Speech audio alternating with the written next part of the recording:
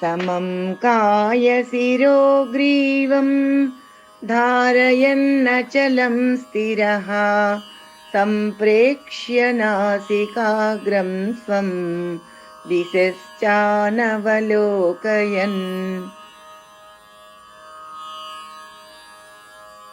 ప్రశాంతాత్మా విగతభీః బ్రహ్మచారి వ్రతే స్థితః మనః సంయమ్య మచ్చిత్తో యుక్త ఆసీత మత్పరః.